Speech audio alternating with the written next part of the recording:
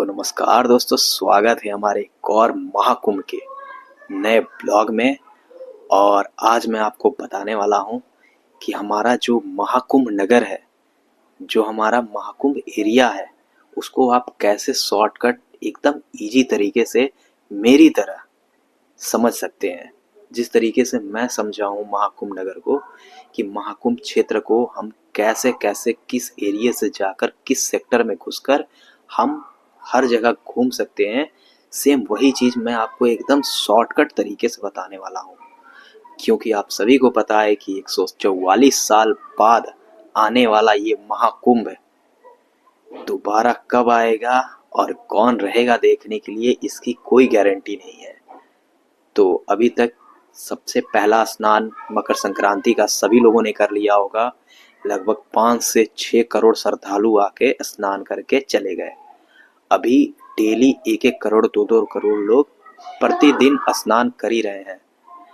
तो क्यों ना आप भी मेरी तरह महाकुंभ नगर को एकदम इजी तरीके से शॉर्टकट वे में समझ सके। तो मैं आज वही आपको घर बैठे बैठे पेंसिल और कलम से, घर बैठे बैठे पेन और कॉपी की मदद से आपको महाकुंभ नगर को एकदम विस्तार पूर्वक और एकदम शॉर्टकट तरीके से बताने वाला हूँ, जैसा कि मैं खुद समझाऊं। तो आइए आपको कॉपी कलम के द्वारा बताते हैं सारी जानकारी कि आप कैसे पीपा के पुल से होते हुए किस जगह से कहाँ जा सकते हैं। आपको झूसी, संगम और अरेल साइड आपको कैसे आना जाना है, कितने पीपा के पुल बने हुए हैं, कितने सारे सेक्टर बने हुए हैं, आपको हर एक चीज़ की डिटेल बताता हूँ कॉपी पेन से।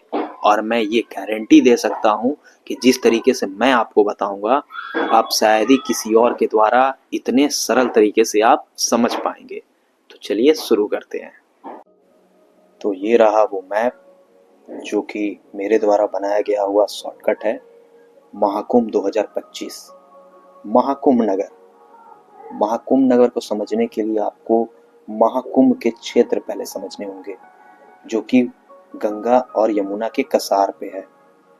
तो इसे मोटे मोटे 5 हिस्सों में बांटा गया है, जो कि पहला है तेलियरगंज, दूसरा है झूसी, तीसरा है परेड ग्राउंड, चौथा है संगम और पांचवा है अरेल। तो महाकुंभ क्षेत्र के सारे जगहों के मैंने नाम लिख दिए हैं, जिसमें से तेलियरगंज, परेड ग्राउंड, संगम, अरेल और झूसी। अब बात करते हैं कि किस किस जगह पे किस किस क्षेत्र में कौन कौन से सेक्टर हैं। तो अपने तेलियरगंज में आते हैं 6 से 10 सेक्टर, अपने झूसी में आएगा 11 से लेकर 22 सेक्टर, अपने परेड ग्राउंड में आएगा 1 और 2 सेक्टर, संगम में आएगा 3 से 4 सेक्टर और अपने अरेल में आएगा 23, 24, 25 सेक्टर। तो कुल मिला के 25 सेक्टर बनाए गए हैं अपने महाकुंभ 2025 में। तो आइए उस सेक्टर को भी मैं इस मैप में दर्शाता हूँ। तो मैंने सारे सेक्टर के नाम भी लिख दिए हैं कि तेलियरगंज में 6 से 10 आते हैं, परेड ग्राउंड जो 1 और 2 में आता है, संगम अपना क्षेत्र 3, 4 और अपना अरेल क्षेत्र में 23, 24, 25 सेक्टर आते हैं। और अपने झूसी में 11 सेक्टर से लेकर 22 सेक्टर तक आते हैं। और अगर पीपा के पुल, पैंटूम पुल की अगर बात करें, तो इन सबको जोड़ने का काम पैंटूल पुल करता है। पीपा का पुल जो लगभग 30 बनाए गए हैं और अलग अलग नामों पे बनाए गए हैं, और नाम ऐसे दिए गए हैं जिसे मुख्य रास्ते के भी नाम से आप कह सकते हैं। जैसे अगर अरेल साइड से झूसी साइड अगर जोड़ना रहे तो आपको चक्रमाधव एक, अरेल साइड से आपको एक और झूसी साइड जोड़ना रहे दूसरा पैंटूम पुल तो बल्लभचार्य, तीसरा टेंट सिटी, चौथा नागेश्वर। तो अरेल घाट पे आप जैसे ही 23 सेक्टर पार करके आप 24 सेक्टर में आप घुसेंगे, तो आपको 24 सेक्टर और 25 सेक्टर में आपको 5 पैंटूम पुल मिलेंगे, जो कि आपको झूसी को जोड़ेंगे।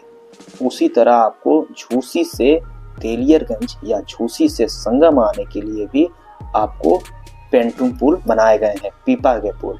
संगम से झूसी जोड़ने के लिए आपको अक्षयवट, महावीर, जगदीश रैंप, त्रिवेणी रैंप और काली, ये 5 पैंटूम पुल बनाए गए हैं, जो कि आपको संगम से झूसी जोड़ते हैं। उसी तरह आपको शास्त्री ब्रिज के दूसरी साइड आपको तेलियरगंज से झूसी आपको भी 5 से 7 पेंटन पुल है, जिसको मोरी, गंगोली, ओल्ड जीटी, हरिश्चंद्र, नागवासुकी, भरद्वाज और अनंत माधव नाम दिया गया है। तो ये सारे मुख्य द्वार के नाम पे ये सारे पेंटन पुल का नाम रखा गया है। तो आप बहुत ही आसानी से समझ सकते हैं ये महाकुंभ का मैप, क्योंकि इसमें बस आपको ये समझना है कि कौन से एरिया में कौन सा सेक्टर है और कौन से सेक्टर में कौन सा पीपा का पुल है, मतलब पेंटन पुल, जिससे आप आसानी से किसी को बता सकते हैं। या फिर अगर आपको कोई भी पंडाल अगर आपको घूमना है तो आपको उस पंडाल पे लिखा रहेगा कि वो कौन से सेक्टर में आता है या फिर कौन से पेंटन पुल के बीच में आता है। तो ये रहा मेरे हिसाब से एकदम शॉर्टकट मैप, जिसे अगर आप समझ लेते हो तो आप कहीं नहीं भूल सकते महाकुंभ 2025 में। और ये महाकुंभ 2025 बहुत ही लंबा चौड़ा और भव्य बनाया गया है, तभी इसमें 25 सेक्टर रखे गए हैं। उसी तरह आपको अरैल साइड आपको पूरे 23, 24, 25 सेक्टर मिलेंगे, जो कि बहुत लंबे बनाए गए हैं।